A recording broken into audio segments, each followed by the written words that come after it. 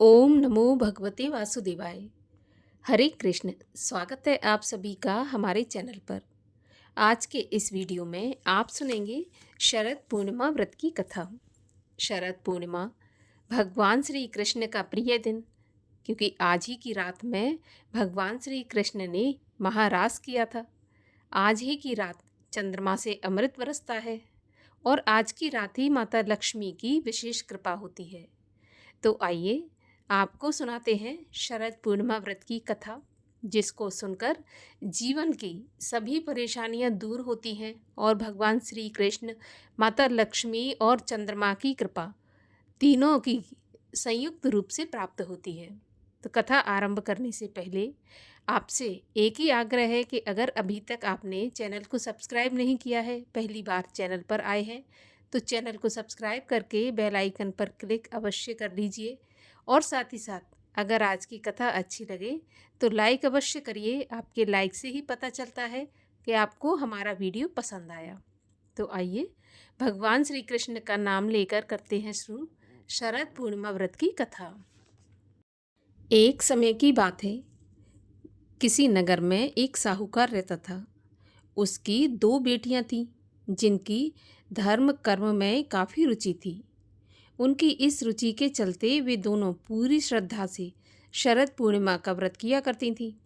बस उन दोनों की आराधना में अंतर केवल इतना था कि बड़ी बहन अपना व्रत संपूर्ण करती थी और छोटी बहन व्रत को हमेशा अधूरा छोड़ देती थी। इस प्रकार कई वर्ष बीत गए और दोनों बहनों का विवाह हो गया, जिसके पश्चात बड़ी बहन को एक सुंदर एवं स्वस्थ संतान की प्राप्ति हुई और छोटी बहन संतान सुख से वंचित रह गई। छोटी बहन को संतानें तो हुई, लेकिन सभी संतानें पैदा होते ही मृत्यु को प्राप्त हो जाती। इस प्रकार अपनी संतानों को खोने से मानो छोटी बहन पर दुखों का पहाड़ टूट पड़ा हो। उसे ये समझ ही नहीं आ रहा था कि उसे ये दुख क्यों भोगना पड़ रहा है। अपने इस प्रश्न के उत्तर की खोज में वह अपने पति के साथ एक ऋषि के आश्रम में पहुंच गई और उनसे बोली कि हे मुनिवर, मैंने ऐसा कौन सा पाप किया जिसके कारण मैं इतने समय से संतान सुख से वंचित हूँ। इस प्रश्न के उत्तर में ऋषि मुनि बोले, हे पुत्री, तुमने शरद पूर्णिमा का व्रत तो किया, लेकिन कभी उसे विधि विधान से पूर्ण नहीं किया और इसी के कारण तुम्हें ये कष्ट भोगने पड़ रहे हैं। इसके बाद छोटी बहन को अपनी गलती का एहसास हुआ और वह बोली कि मुझसे जाने अनजाने में बहुत बड़ा पाप हो गया है। हे मुनिवर, अब आप कृपा करके मुझे इस भूल को सुधारने का कोई उपाय बताइए। मैं सदा के लिए आभारी रहूँगी। ऋषि मुनि को उस पर दया आ गई और उन्होंने छोटी बहन को विधि पूर्वक शरद पूर्णिमा का व्रत करने के लिए कहा और बताया कि इस व्रत के पुण्य फल से ही उसे अपने कष्टों से मुक्ति मिल सकती है। छोटी बहन ने आखिरकार शरद पूर्णिमा का व्रत विधि विधान से पूर्ण किया और इसके परिणाम स्वरूप उसे पुत्र रत्न की प्राप्ति भी हुई। लेकिन भाग्य का खेल ऐसा था, ये संतान भी ज़्यादा दिनों तक जीवित नहीं रह पाई।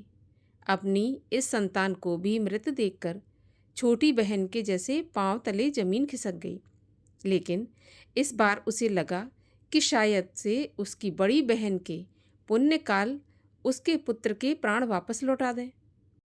और ऐसा सोचकर उसने अपनी संतान को एक पटे पर चादर से ढककर लिटा दिया और अपनी बड़ी बहन को घर पर बुला लिया। जब बड़ी बहन घर पर आई तो उसने अपनी दीदी से बोला कि आप इस पटरे पर बैठ जाओ। जैसे ही बड़ी बहन बैठने लगी तो उसके पल्लू ने उस बच्चे को स्पर्श किया और वह रोने लगा। उस नन्हे से शिशु को रोता देख बड़ी बहन क्रोधित हो गई और गुस्से में बोली, तुम यह मुझसे कैसा पाप करवाने जा रही थी? अगर इस बच्चे को कुछ हो जाता तो? ये सुनकर छोटी बहन बोली, अरे दीदी, ये तो पहले से ही मरा हुआ था। ये तो आपके स्पर्श मात्र से जीवित हो उठा है। आपने हमेशा शरद पूर्णिमा का व्रत विधि पूर्वक किया और यह उसका ही फल है कि आपके पल्लू के स्पर्श मात्र से ही मेरी संतान जीवित हो गई। इस प्रकार छोटी बहन की संतान को नया जीवन दान मिला और जब वह खबर नगर के राजा को मिली तो उसने पूरे नगर में ये ढिंढोरा पिटवा दिया और सबको इस पावन व्रत करने की सलाह भी दी। तभी से लोगों की श्रद्धा इस व्रत में और बढ़ गई और भक्त अपने भाग्य को जगाने के लिए शरद पूर्णिमा का व्रत पूरे विधि विधान से करने लगे। शरद पूर्णिमा के दिन स्नान दान करना अत्यंत शुभ माना गया है। ऐसी मान्यता है कि शरद पूर्णिमा व्रत करने से जीवन में खुशहाली और सुख संपदा का आगमन होता है। इस दिन चंद्रदेव की पूजा करने का विधान है। पौराणिक कथाओं के अनुसार इस दिन ही समुद्र मंथन से माता लक्ष्मी प्रकट हुई थी। शरद पूर्णिमा के दिन चांदनी रात में खुले आसमान के नीचे खीर रखने की भी परंपरा है। ऐसी मान्यता है कि शरद पूर्णिमा के दिन खीर में अमृत बरसता है और जब उस चंद्रमा की किरणें खीर पर पड़ती हैं तो वो खीर भी अमृत तुल्य हो जाती है, जिसको खाने से हमारे शरीर के कष्ट मिटते हैं, हमें आरोग्य की प्राप्ति होती है। आज के दिन माता लक्ष्मी का ध्यान करना, पूजन करना भी शुभ माना जाता है। तो आइए आज सुनते हैं श्री सूक्तम का पाठ हिंदी में। हे अग्निदेव, तपे हुए सोने के समान गोरे वर्ण वाली, तेज स्वरूपा, हिरण की तरह गति वाली, सोने चांदी की चमकदार अथवा चंद्र की तरह सबको आनंदित करने वाली, हिरण्य जैसे तेजोदीप्त शरीर धारण करने वाली ज्योति स्वरूपा लक्ष्मी देवी को मेरे यहाँ आवाहन कीजिए। हे वेद से उत्पन्न अग्निदेव, मेरे पास से अन्यत्र ना जाने वाली उस उत्तम लक्षण वाली लक्ष्मी देवी को मेरे यहाँ आग्रहपूर्वक बुलाइए, जिससे मैं यथेच्छ स्वर्ण आदि रत्न, गऊ घोड़े आदि उत्तम पशुधन, निवास खेती आदि के लिए पर्याप्त भूमि रूपी धन और सहयोगी मनुष्यों, पत्नी, पुत्र, पौत्र आदि परिवार को प्राप्त करूं। जिस लक्ष्मी देवी के दिव्य रथ में सुंदर सुंदर घोड़े जुते हैं, उनके पीछे रथ के बीच सुंदर आसन पर देवी विराजमान है। हाथियों की गर्जना सुनकर प्रसन्न होने वाली, समस्त प्राणियों को प्रकाशित करने वाली देवी का मैं आवाहन करता हूँ। वह लक्ष्मी मेरे यहाँ कृपा करके सदा निवास करें। जिस लक्ष्मी का रूप मन, वचन, कर्म के द्वारा ना जानने योग्य, हमेशा मंद मंद मुस्काने वाली, अनेक मणि माणिक रत्नों की हारों मालाओं से पूरी तरह जिनके सारे अंग शोभायमान, भक्तों पर अकारण दया, करुणा, स्नेह बरसाने वाली, तेज प्रभा से परिपूर्ण होकर भक्तों की इच्छाओं को पूरे करने वाली, खिले हुए कमल के आसन पर विराजमान, कमल के समान कोमल और प्रसन्नता वर्धक कांति वाली लक्ष्मी देवी का मैं यहाँ आवाहन करता हूँ। चंद्रमा के समान शीतल और आनंद बढ़ाने वाली, शांति देने वाली, तेजोमय ज्योति स्वरूपा, स्वर्ग आदि लोकों में इंद्र आदि देवों से पूजित, सेवित, अत्यंत उदार स्वभाव वाली, अनंत धन रत्न आदि मनोरथों को पूर्ण करने वाली, कमल के मध्य रहने वाली कमला, कमल के सदृश हल्के लाल रंग वाली लक्ष्मी देवी की शरण में जाता हूँ। दया करके वे मेरी दरिद्रता का नाश करें, मैं उनके ही सहारे जीवित हूँ। हे सूर्य के समान प्रभाव मंडल से तेजस्वी विग्रह वाली लक्ष्मी, तुम्हारे तम के प्रभाव से फूल के बिना फल देने वाला वृक्ष, बेल की जन्मदात्री देवी, मैं उस बेल के पेड़ के फल को अर्पित करता हूँ। तपस्या द्वारा जो मेरे हृदय के भीतर और बाहर का अरिष्ट रोग, द्वेष, दुख आदि जन्य दरिद्रता, असमर्थता है, उसे कृपा करके दूर कीजिए। हे लक्ष्मी, मुझे उत्तम यश, रत्न, धन आदि के साथ देवताओं के सखा कुबेर और उनके मित्र मणिभद्र प्राप्त हों। मैंने इस राष्ट्र में जन्म लिया है, मुझे इसके गौरव के अनुरूप यश और समृद्धि प्रदान करें। मैं भूख प्यास आदि शारीरिक मलिनता कारक क्षीणता बढ़ाने वाली लक्ष्मी की बड़ी बहन हूँ। अलक्ष्मी और दरिद्रता का सदा के लिए विनाश करता हूँ। हे लक्ष्मी, तुम मेरे घर से सभी प्रकार की असमृद्धि, दुख, दैन्य और अभाव को दूर भगाओ।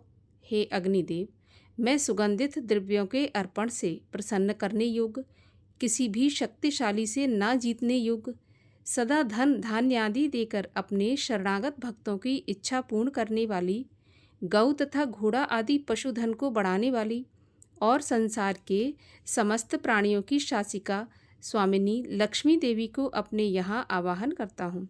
हे देवी, मुझे मन की कामना, संकल्प सिद्धि, वाणी की सत्यता प्राप्त हो। गौ, हाथी, घोड़ा आदि पशु, तरह तरह के अन्न अर्थात उत्तम भोजन सामग्री निरंतर मिलती रहे और इनके दान पुण्य यज्ञ आदि सत्कर्मों से मेरे घर की शोभा हमेशा बढ़ती रहे, बनी रहे।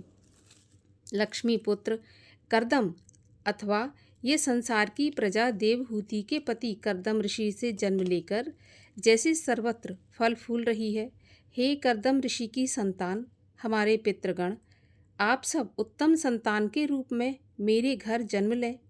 कमल की माला धारण करने वाली माता लक्ष्मी को मेरे कुल में सदा निवास कराइए। हे जल देवता, आप उचित जल वर्षा और सेचन से सुंदर सुंदर उपभोग पदार्थों को उत्पन्न करें। हे लक्ष्मी देवी के चिकलित नामक पुत्र, आप मेरे घर निवास कीजिए और अपनी माता को भी मेरे घर निवास कराइए। हे अग्नि, अत्यंत दयालु स्वभाव वाली, दिक्पालों के हाथियों के सूंडों में उठाए गए कलशों के जल से अभिषेक करने वाली, सभी चर और अचर जीवों पदार्थों का पोषण करने वाली, पीले स्वर्ण गौर अंग वाली, दिव्य कमलों की माला धारण करने वाली, चंद्रमा के समान निर्मल शीतल कांति देने वाली, रत्न जड़ित सोने के गहनों को धारण करने वाली लक्ष्मी देवी को मेरे यहाँ सादर आवाहन कीजिए। हे अग्निदेव, सदा करुणामयी, अकारण दया बरसाने वाली, दुष्टों को दंड देने वाली, सूर्य के समान सभी प्राणियों को जन्म देकर तेजस्वी शक्तिशाली बनाने वाली और अनेक प्रकार के रत्नों सोने आदि के हारों को पहनने वाली लक्ष्मी को मेरे घर बुलाइए। हे देव, उस देवी को मेरे यहाँ आवाहित कीजिए जो यहाँ से हमें छोड़कर अन्यत्र कहीं न जाए, सदा मेरे घर में ही निवास करें, जिनके आने से मैं सोना चांदी रत्न बहुत सा धन गऊ घोड़े आदि पशु सेवा करने वाली उत्तम दासियाँ और सेवक सहयोगी पुरुषों अर्थात उत्तम पुत्र पौत्र आदि को प्राप्त करूं। जो भी मनुष्य लक्ष्मी अर्थात धन धान्य का अभिलाषी हो, वह पवित्र भाव से संयम पूर्वक अपने मन और इंद्रियों को नियंत्रण रखकर एकाग्र चित्त हो प्रतिदिन अग्निदेव को संबोधित करके नित्य इन 15 ऋचाओं वाले सूक्त के मंत्रों से श्रद्धापूर्वक हवन कुंड में आहुति डालें या इनके अर्थों को हृदय में धारण करके इनका निरंतर पाठ या जाप करें। इस श्री सूक्त या लक्ष्मी सूक्त का पाठ करने से माता लक्ष्मी की कृपा सदा सर्वदा हमारे ऊपर बनी रहती है और हमेशा हमारा घर धन धान्य से भरपूर रहता है। बोलिए महालक्ष्मी माता की जय।